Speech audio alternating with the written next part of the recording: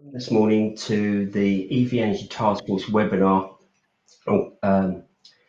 on the encouraging investment in public EV charging in the UK. This is part of Green Infrastructure Week, and we'll be highlighting the technologies that will be used to deliver the biggest gains in our transition to net zero.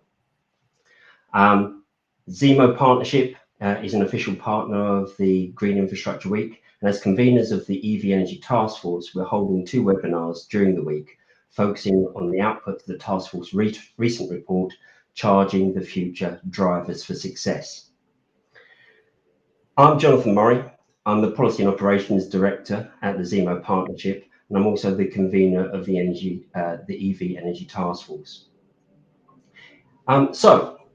As awareness and excitement of electric vehicles grows, charging anxiety has replaced range anxiety as a key barrier to EV adoption. Whilst this is partly down to the lack of consumer understanding and misinformation, there's no doubt that future investment into the UK's public charging infrastructure is required.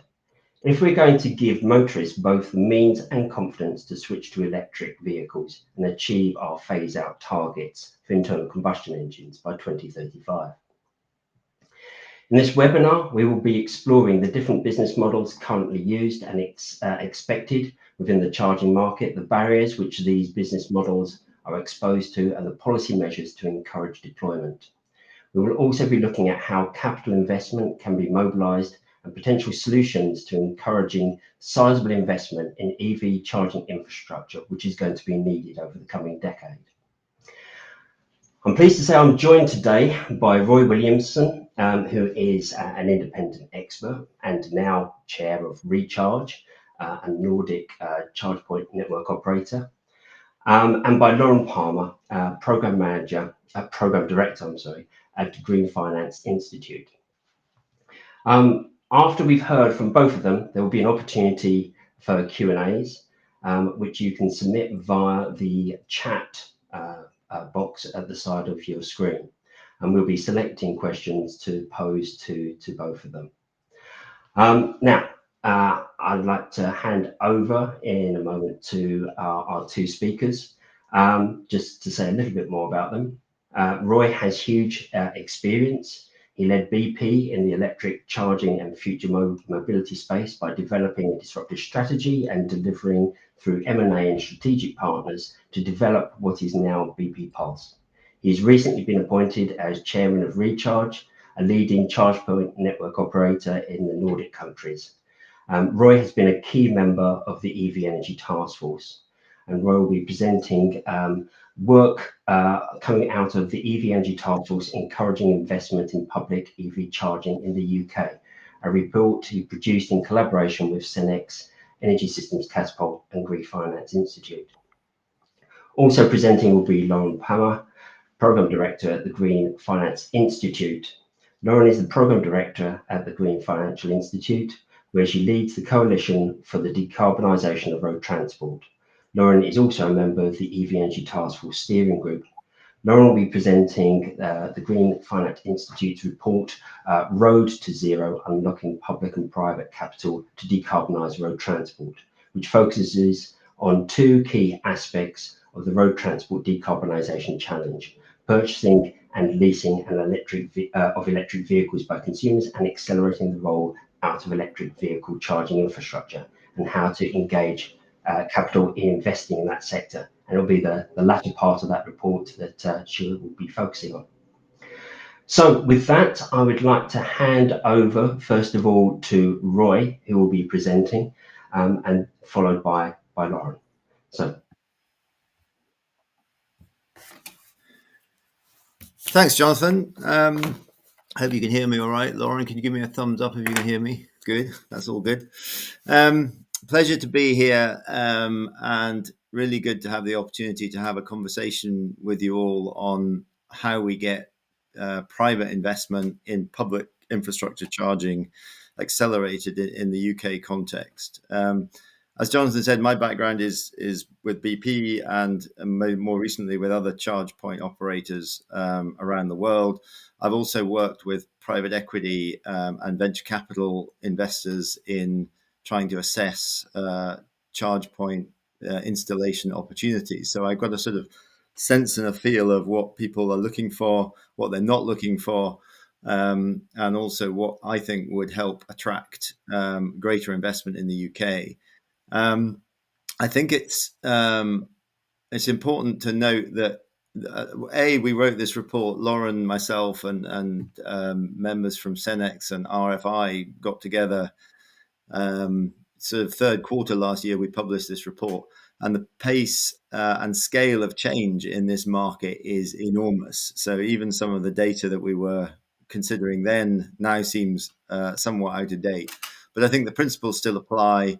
And I think the input that the report had, together with a lot of the other work that the Energy Taskforce, the EV Taskforce, has done, has made quite a significant impact on the government strategy that was published last month before.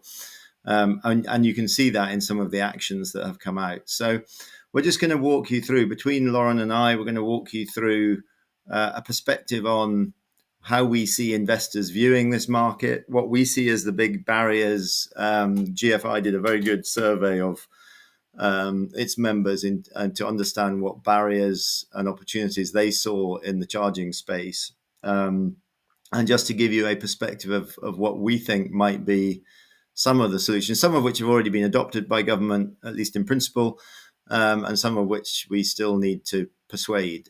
So that's the plan. We'll talk for probably half an hour, 40 minutes between us, and then open up for Q&A. So that, just setting the scene, and we've all got a different set of numbers for the number of EVs and the number of charge points. Back last year, the Energy Systems Catapult was projecting 11 million electric vehicles in the UK by 2030. And that might require somewhere in the region of 1 million or so public charge points, and somewhere in the kind of 10 million plus, 15 million plus private charge points, i.e. home chargers.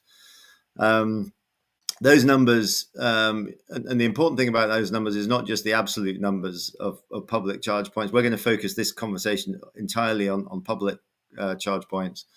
It's the mix of those that is really important. The mix between high-powered chargers at one end of the spectrum and local residential, potentially 3 kilowatt, maybe 7 kilowatt chargers at the other end of the spectrum. Very different investment theses behind those.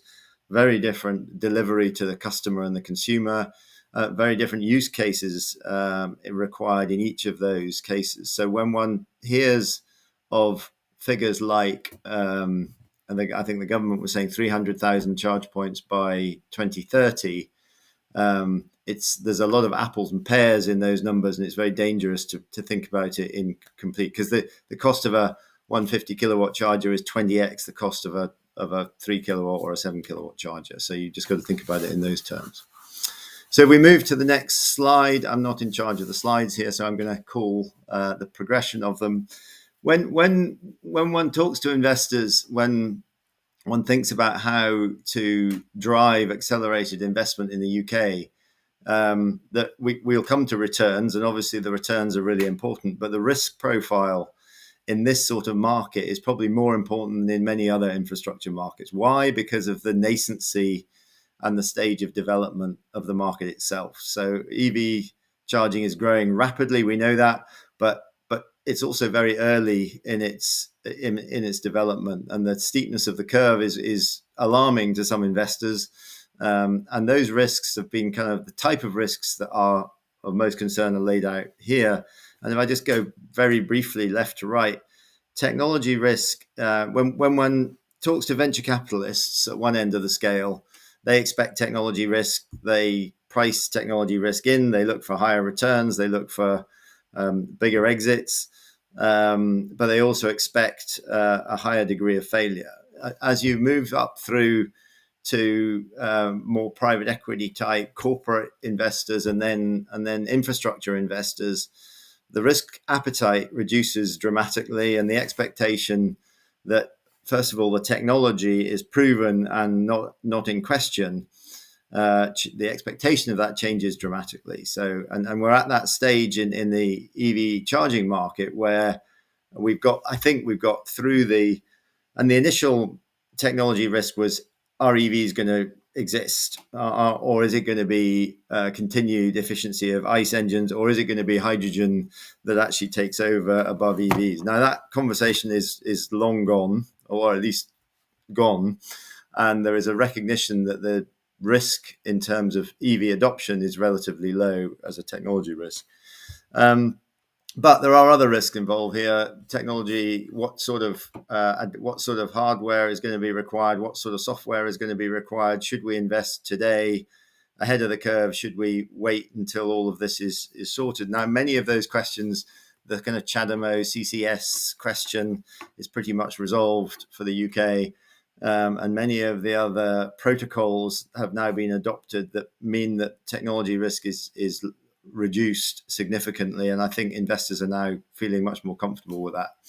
On the demand risk, this is, are customers going to turn up? And again, if you're a venture capitalist, you look at product market fit and you go, yes, well, there's a market there and there's a product there, so roughly it looks all right. If you're an infrastructure investor, you're saying, what contracted demand can I guarantee that at least covers the baseline of my ROI requirement?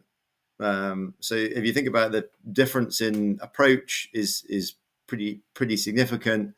And when it comes to EV infrastructure, the demand side risk is probably the one that is most concerning for investors at the right-hand side of that spectrum today.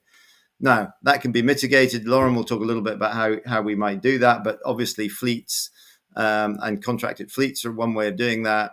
The sheer volume of EVs, frankly, that are coming onto the market are another mitigation to demand side risk. So I think, again, we're seeing that improving over time.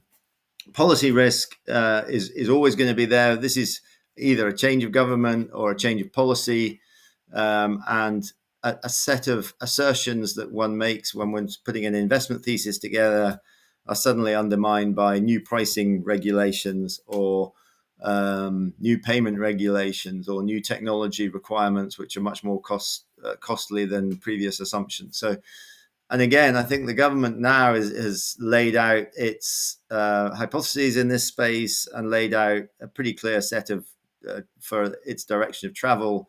And I think in the UK, the policy risk is now at an acceptable level for most investors.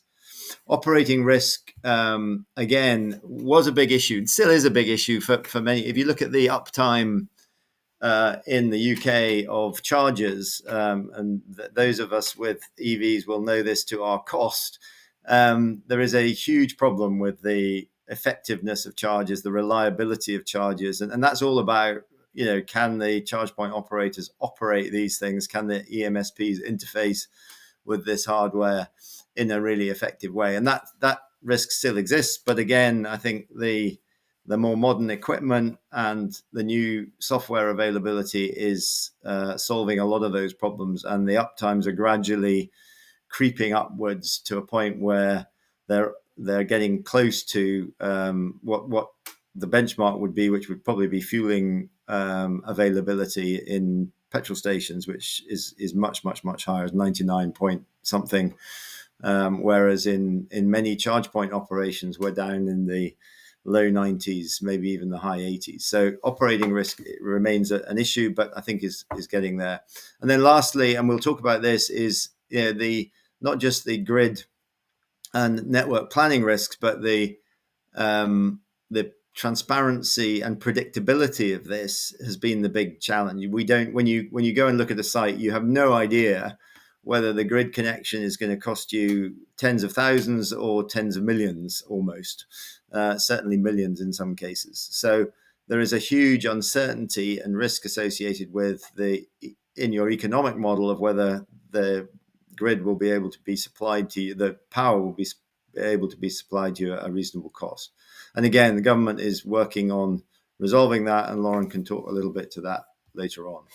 So that's how you would map out the risk. On the other side of the business model, and this is using this business model canvas, we kind of mapped out what do key players look for. I'm not going to go through the detail of this. You'll be happy to hear, but a couple of things I would point out.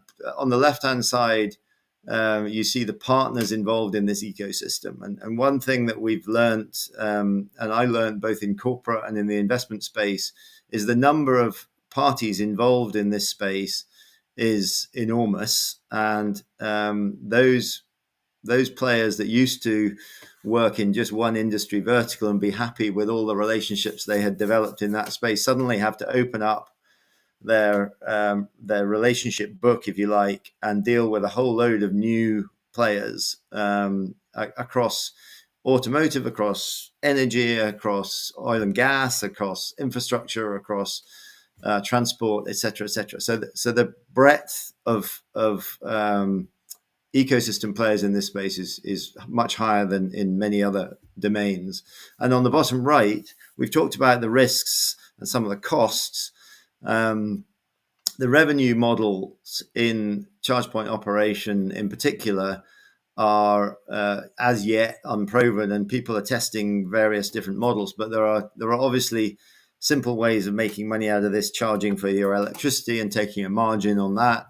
But increasingly, people are seeing that the profitability of this sector is not great on its own, and trying to find ways of improving profitability through other forms of what we call revenue stacking. So everything from a retail offer with the margins associated with it, which is a classic fuel station type offer, right through to grid shaving, power, grid, vehicle to grid opportunities for the future, and a number of other things besides. So the way of making money in this varies, and that's really important from a government perspective, because we don't want policy that drives only one business model. We want to allow for innovation in this space. We want to allow for people to find different ways of making a decent return in this space if we're going to encourage that level of investment.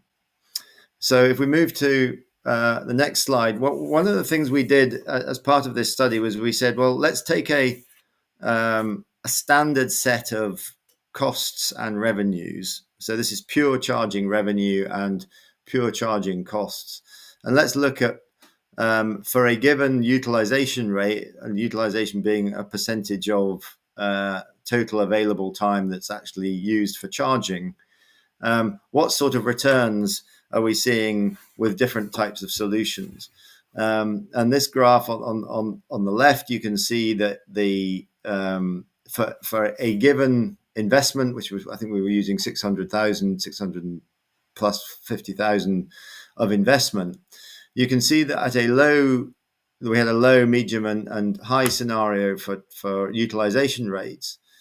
Nobody makes very much money at all. In fact, most people lose money at a low utilization rate. So utilization is a critical factor in, obviously, the returns one makes in this space. But in particular, and this trend went right through low, medium, and high, what we were seeing was that the lower speed of charges were less profitable than the higher speed of charges. And that we're seeing playing out in the market over the last 12 or 18 months, 2 years. Much more investment behind high-powered charging hubs and high-powered chargers than there is in the lower residential charging space. That's not necessarily a good thing, but it is one of the factors that, as we look at mitigating and encouraging investment, we need to recognize that there's probably more work needed, and whether that's longer contracts for local slow charging opportunities, whether that's incentivization for residential opportunities. With the current set of base costs and revenues, we're going to see a bias towards high-powered charging. Now, my personal view on that is that high-powered charging provides the most convenient solution for consumers, but that doesn't necessarily solve some of the societal and public good challenges that this sector faces, and we'll come to those in a minute.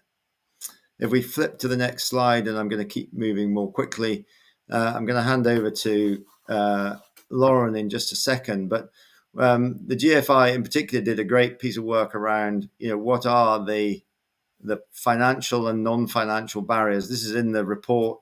The report's available on EVEnergyTaskforce.com for those of you who want to delve in a little bit more detail.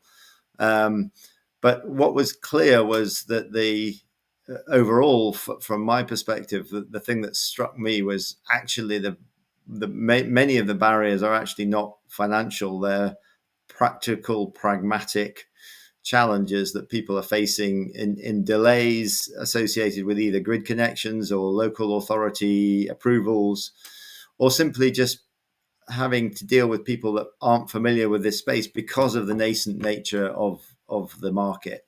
So one of the recommendations we were making was, for instance, to help with a central intelligence group that can support local authorities and regional authorities in helping them develop their infrastructure plans and help them procure and deploy, in some cases, chargers. But let me hand over to Lauren, if I can, to sort of talk through some of the other key elements of this and then take the presentation on from there. Thanks, Roy. Just checking you can hear me, if that's all right. Excellent.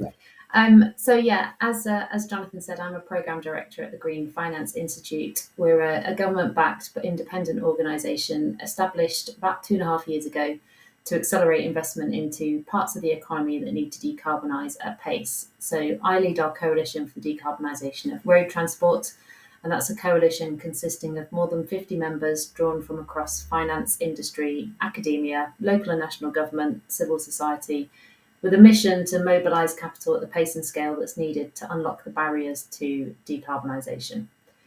In our first phase of work, as Jonathan said, we've had a strong focus on charging infrastructure and worked closely with Roy and the REA to develop the report that we put out by EVET last year.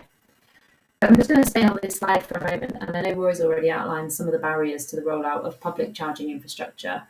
And I think some of the ones I just want to re-highlight that we're still hearing now from investors in live sort of conversations just over the last couple of weeks. The first one is that utilisation risk, so the risk that the forecast revenues aren't achieved, either because the charge point's been put in the wrong place and isn't used as much as expected, could be because there's a lot of alternatives in the local area installed by competitors, or because electric vehicle uptake's slower than predicted, which could be down to a lack of vehicles, changing government policy, tax, etc. With this being such a new sector, there isn't that historic data for investors to be able to get comfortable that utilisation projections from charge point operators will materialise. For some areas, such as motorway service stations or certain destinations, it's a bit easier to predict.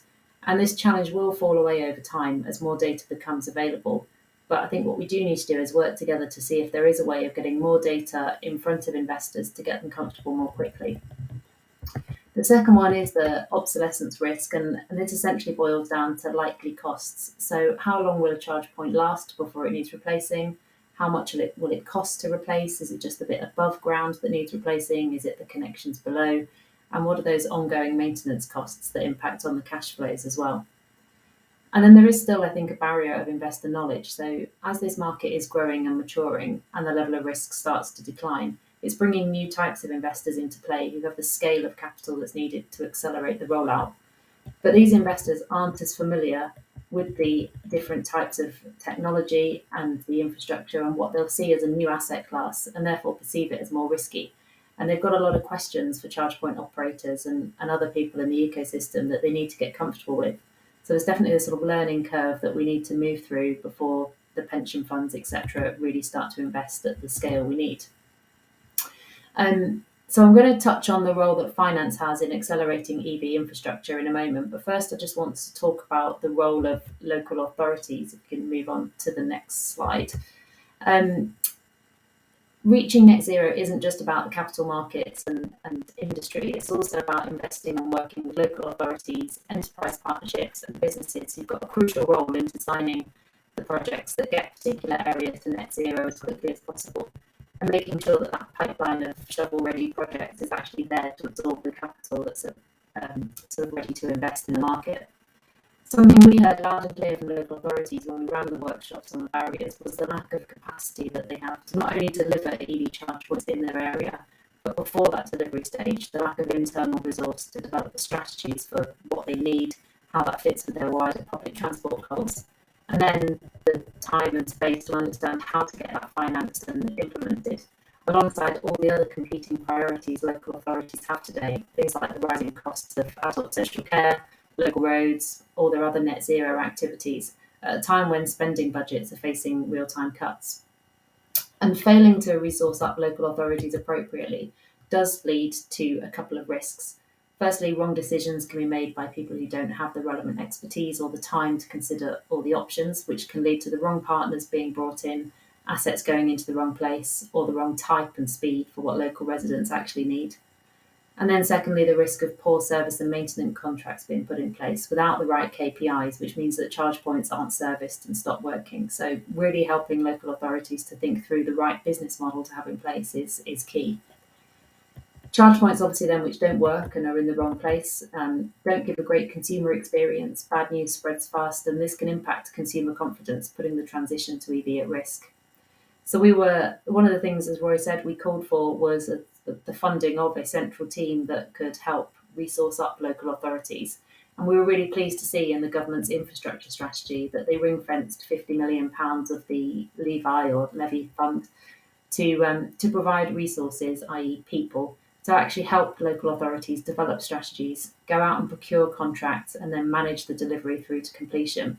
And they've also promised to provide some tools, such as those offered through the Energy Saving Trust, which local authorities can use, whether that's procurement frameworks or comms tools that local authorities can use and sort of take from a website to go and actually talk to their local residents about what they've done and encourage the usage. And we were also really pleased to see that fund increase to £450 million from the original proposed sum of £90 million. But we know that more than £20 billion worth of investment is going to be needed by 2030 to finance the public charging network that's going to service the 11 million cars and vans on the road. And that figure's before we even start to think about what's going to be needed for heavy goods vehicles or any hydrogen refuelling infrastructure that may be needed in the future. So the public purse can't and shouldn't be expected to fund all of that 20 billion. So we do need to look to ways that private capital can be mobilised at pace and scale to accelerate the rollout of charging infrastructure. And this really needs to happen now, given that the pace that EVs are rolling out at. So we can move on to the next slide. So far, I think this morning we've largely focused on some of the barriers and risks. But the key part of what we do at the Green Finance Institute is to identify solutions which we think can help to overcome those barriers. And the work that we did last year identified a portfolio of 10 solutions we think has got the potential to catalyse investment in public charging infrastructure. Our work identified a mix of finance solutions which look to provide data, and tools which can provide knowledge. And we asked our members to rank those in terms of what they felt would be the easiest to bring to market and those which would have the greatest impact on accelerating the rollout. And what you're seeing on the screen is the result of that ranking. There's a couple of solutions on here designed to make it easier for consumers and possibly small businesses to invest in home or workplace charge points. The first of those is the ability to bundle a charge point with a car, so that you can have a car, charge point, access to a green energy tariff and insurance all in one monthly payment under one consumer finance agreement, which sounds really simple, but actually isn't possible today compliantly without multiple pieces of paper to sign. There's complexities in the Consumer Credit Act that make it really difficult for lenders to package deals up compliantly and therefore more complicated for consumers to access. And then secondly on there is demand aggregation finance, although I think there's a typo, that's what it's supposed to say. We're currently working on a pilot on this for heat pumps, but we do think there's an application for EV chargers. So this is where an organisation such as a local authority can act as an aggregator for demand. Consumers or businesses would register via an online platform, and when you hit a base level of demand, for example 1,000 charge points in a particular area, this triggers a discount for those customers who have registered. So that can give a charge point operator a source of warm leads that already have done some of the admin, for example, like uploading the photos of the fuse boxes and things you need to do.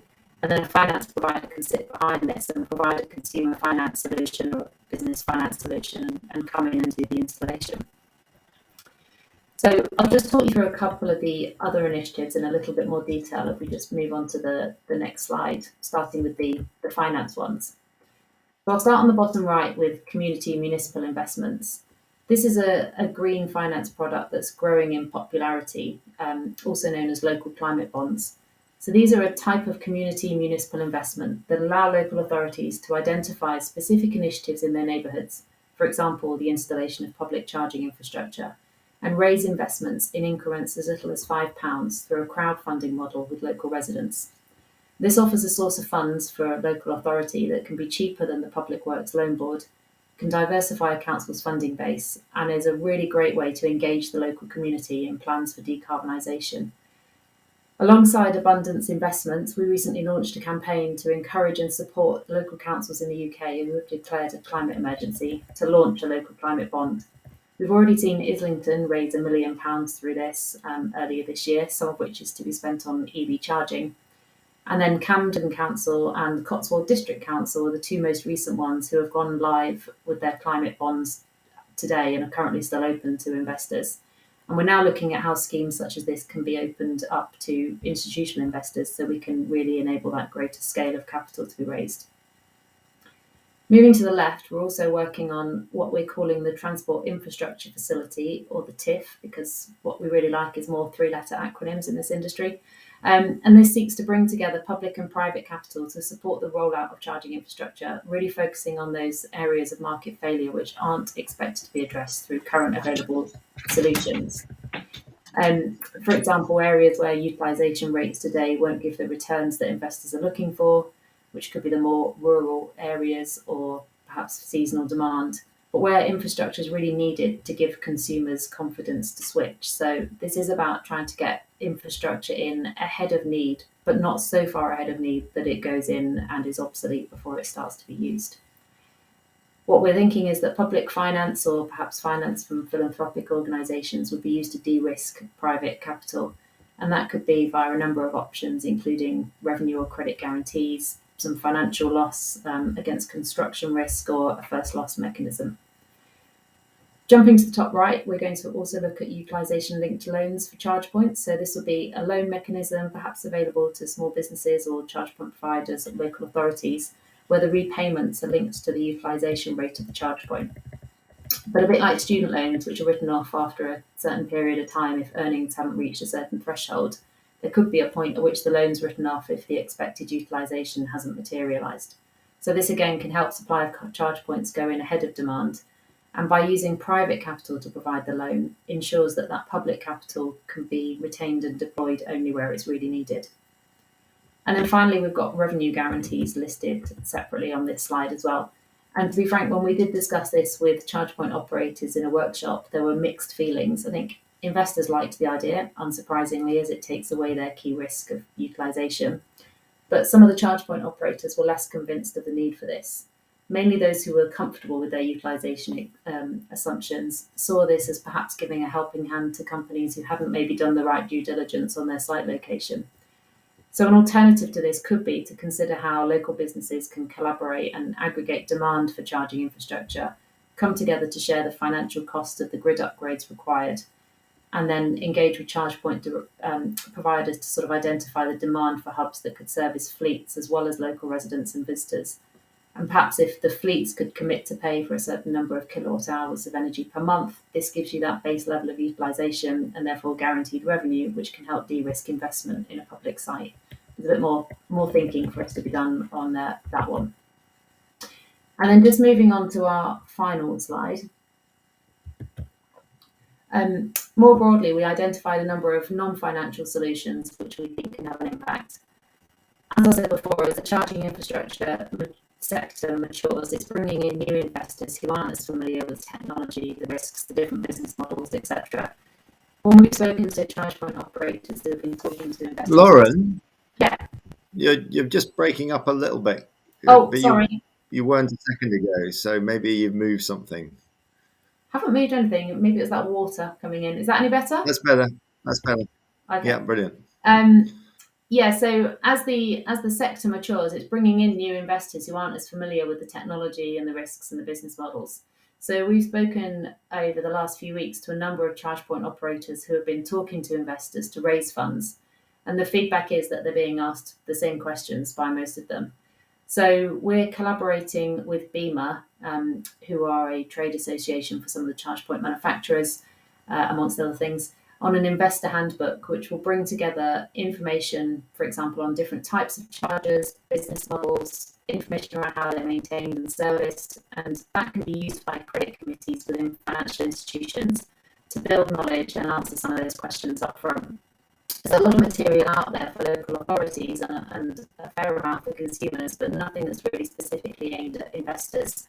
We did something similar with our coalition for the energy efficiency of buildings on the different technologies available for retrofitting homes, and that's had really great feedback. So we're hoping this will also do something similar.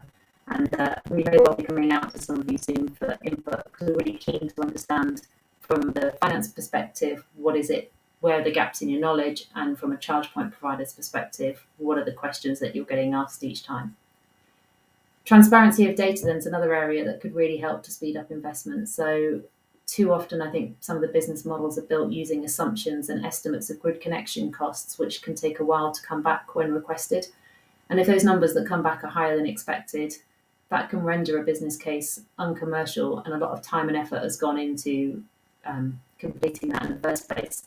Then a case of, do you try elsewhere, or do you resubmit it to move it 50 metres down the road? If there's more transparency about grid capacity and that cost of connection up front, so that when you're stood on a site, you know that what's below you is how much that's going to cost to connect. That could simplify things for operators and speed up the rollout. And then I think finally on this slide, while we think there's some great material out there for local authorities and others, there's still more that could be done that can add some value. So for example, procurement templates with KPIs that local authorities can take off the shelf, or comms templates for them to help promote the infrastructure they're installing to local residents, ensuring it's used. So we have obviously already got more than 30,000 charge points now in the UK, but we are seeing that uneven distribution across the UK, which ultimately risks slowing EV uptake. If we don't have sort of systems-wide approach, we do risk seeing a race that charge points are installed where it's profitable, leaving populations of the UK underserved. And that can't be allowed to happen if we're to make this an orderly transition for everyone. If we also don't think about the future landscape and the case for zero-emission vehicles of all asset classes, we risk not future-proofing today's infrastructure. So we identified technology obsolescence and stranded assets as barriers for investors, and that's why there may be this role for public capital to de-risk this in the short term. But that really needs everyone to kind of collaborate and work together. There is this wall of money that's standing ready to invest. So at COP26, the Glasgow Financial Alliance for Net Zero, I think, identified around £130 trillion worth of investment that is ready to go into net zero.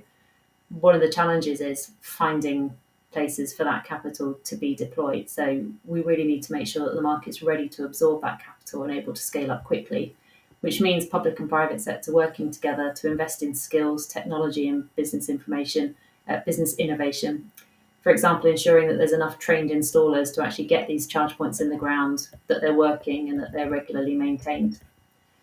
So hopefully that's given you a flavour of the GFI and the areas we're working on. The focus of our next phase of work is to continue to co-design and eventually pilot some of these ideas with our members to test their feasibility, their impact on the rollout of public charging and the ability to scale them. So we're always on the lookout for new members, particularly those who've got capital to deploy. We're still obviously focused on charging infrastructure, but we'll also be putting a report out in the next couple of weeks on the opportunity presented by the transition to EVs to build a battery supply chain in the UK. So please feel free to get in touch via LinkedIn if you want to know more about our work on this or on consumer finance or batteries or even on our other coalitions. And I think that is all from me.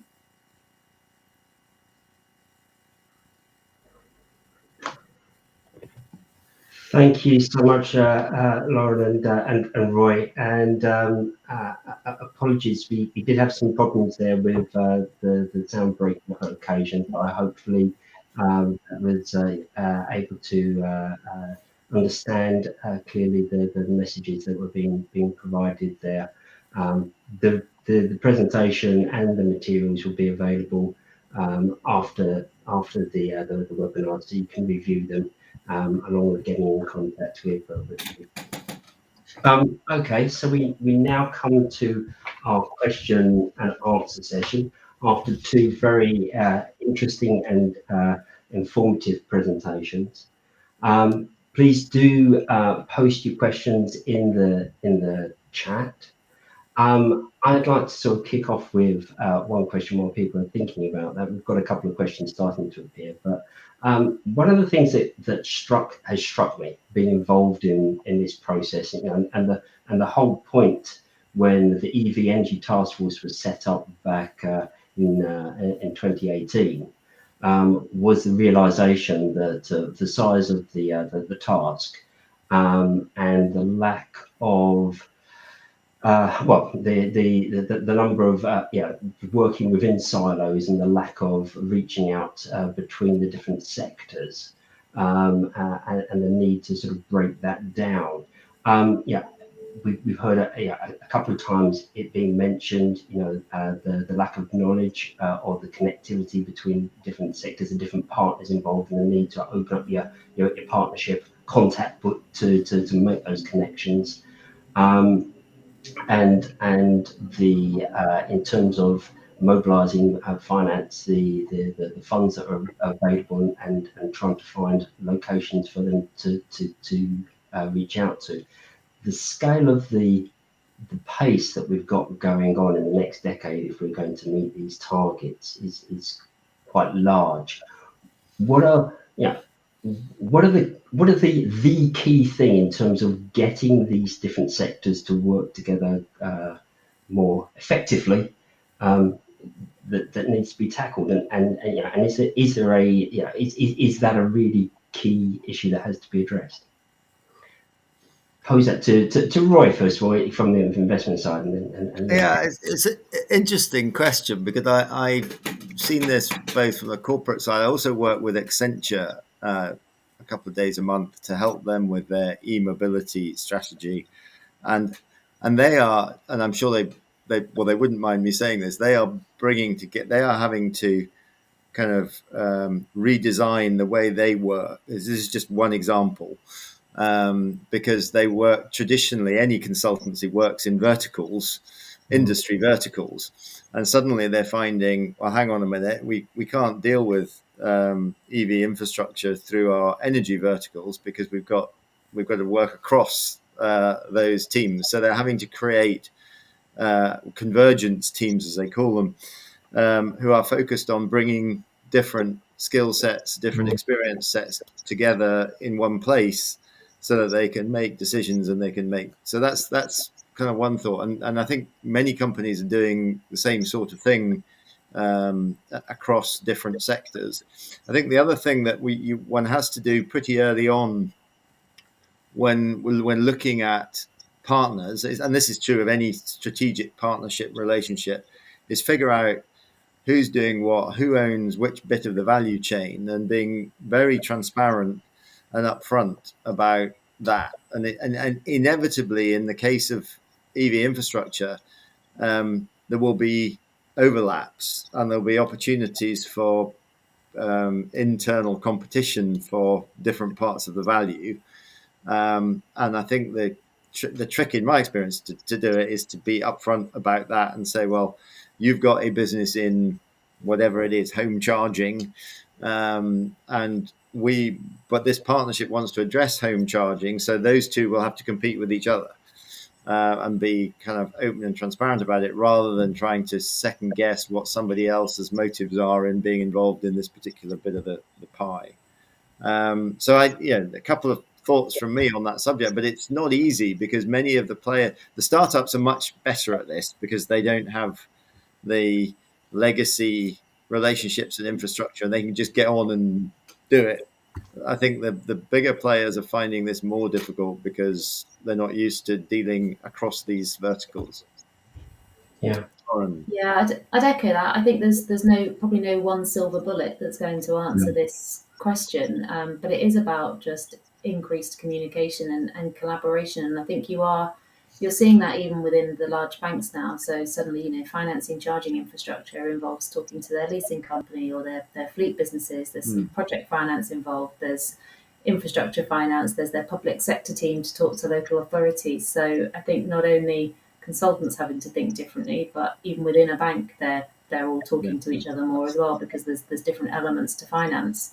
And I think we're also seeing that it becomes wider than transport. We're seeing that just within the GFI, there's increasingly crossover between our different coalitions, because actually transport starts to connect with your home and what you need to move around and where you work. And for local authorities, it's a very kind of complicated picture to try and manage through. Yeah. Okay. Yeah. It's those silver bullets are very rare to find, aren't they? Yeah. Only had a few more. But yes, we've got a couple of questions coming up in the chat now, which I'd like to turn to. First from Beatrice Vincent, who's asking, do you see a lack of skilled technicians to install and maintain charging posts at the pace required as a barrier? And perhaps, let's widen it up a bit more and sort of talk about, skills, because a number of skills are going to be needed, not just in terms of maintaining charge points, but across a number of areas. Is skills an important limitation at the moment? I think it risks being so, and it could risk holding up the speed of rollout. I don't think it has been a challenge to date. I think there's been enough installers and people that are able to reskill to do that. Electricians can go on courses to install charge points, etc. But I think if we're not careful, I haven't yet heard that it's an issue. But we do need to, probably one we need to keep an eye on as the pace of rollout accelerates. Yeah. Roy, has been involved in developing charge points and networks and running them. You mentioned the importance of getting that availability of charge points up to the kind of level that we expect from a petrol pump.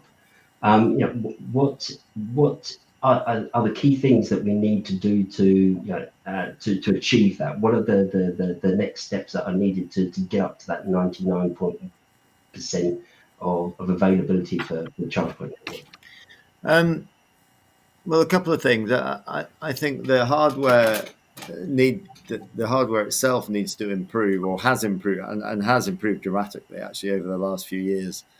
And new players coming in providing new hardware solutions, I think, has made a big difference. And the size of the market is attracting investment in that space, so that's good. And the other thing is software solutions, connectivity, and transparency. I think many of the old chargers didn't have a SIM connection even. You didn't know whether they were working or not effectively, or if you did, you only got a ping every twice a day, and it only told you whether it was connected. It didn't tell you whether the user experience was actually good or not. And now I think the kind of IoT, the Internet of Things, and the ability to do remote monitoring and predictive maintenance is making that more or uptime improvements more accessible. Now people this charge point operators have to deploy them, and sometimes retrofit, which is an expensive business. But I think the technology is really helping to improve that, and we'll see over time. The other thing that really helps here is the social media, the level of activity of consumers in this space in calling out when things are not working is much higher in the EV space than in most other spaces, in my experience. And that's a great thing for us operators, because we need to be held to account, and we certainly need to be aware when things are going wrong. So I think that's a good thing. Yeah. I mean, you mentioned there sort of the consumer experience and a charge point. We've seen the levy fund sort of seeking to encourage contactless payments at all charge points, that particularly the benefit in terms of applying for that funding. Where do you see the balance here in terms of the sort of setting standards for minimum standards for charge point improvements, improving consumer experience, or, as opposed to sort of allowing the market to compete and provide an experience price point for the competitive Yeah. market? So I think, Lauren's probably got a different view from me on this, but that's fine. I'm a big fan of letting the market compete and develop innovative solutions to provide differentiated customer experiences, which then provide competitive advantage. And I think if you dumb this thing down to, one payment system, one pricing model, you're really taking that opportunity away from a sector which is not mature enough, frankly. We still need to have people exploring and coming up with new solutions and new ideas. And there is a risk that we kill that innovation by defining exactly what, and with new technology coming along, not just in the back end, which I talked about already, but in the front end, may well be that contactless payment terminals are so yesterday in a couple of years' time that people go, why on earth did we legislate that should be the solution? I do think any player in this space that doesn't provide a really easy, seamless solution for people just turning up and using the machines is not going to win. That's for sure. We just need to find the right balance, and I think perhaps things like pricing protocols so that people can compare prices are really important. But defining a price is going too far. Would be my personal view on that.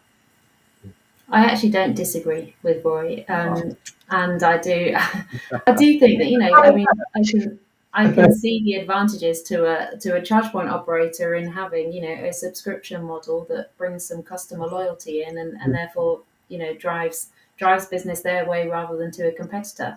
But I can also see it from the other side, which is actually it's really complicated for consumers at the moment to have. When I had my electric car, I had an entire page on my phone that was dedicated to different apps to pay for different solutions. But I was someone who was not that tech savvy, but tech savvy enough to have done that. My mum's about to get an electric car, and I will just be trying to get her to go to anyone that's got a contactless solution, because there's no way she'll figure out all the different apps that she needs. So there's a balance, I think, to be struck between making it simple for consumers and the majority of consumers to use versus the business model needs of the and allowing that innovation for charge point operators. So I can see where O's are coming from in wanting to legislate for contactless, but I recognise the challenges that's going to place on charge point operators too. Okay, great. We've got a question here that's come from Christoph Clark, and it relates to VAT, the difference in VAT between domestic and normal VAT. And I think this also kind of links into that point that was raised about the societal interest of having on-street charging in residential areas and social equity. And the difference between the VAT you're charged on domestic electricity and what you're being charged if you're charging from a slow charging point on street. Christoph's question is, are we ever going to see this leveled up between domestic and charging on the street? And is this an important issue?